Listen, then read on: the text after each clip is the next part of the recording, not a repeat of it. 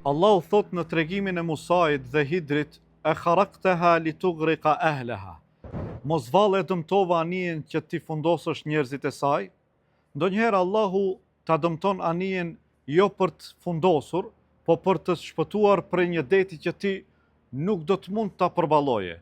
Edhe jeta na bjen në këso situata të ngjashme ndonjëherë, hapat e tu pengohen, planet nuk të ecin siç ke menduar dhe ke planifikuar ti, por ndoshta Allahu po të largon prej një rrugë që do të ishte e dhimbshme për ty. Ndonjëherë, një mundësi të ikën prej duarve dhe ti mërzitesh, sepse e ke dashur shumë. Por ndoshta Allahu po t'jep atë që të nevojitet, jo domosdoshmërisht atë që ti dëshiron. Ndonjëherë zemra të thyhet, ndoshta Allahu përmes asaj dhimbjeje dëshiron të të afroj më shumë tek ai.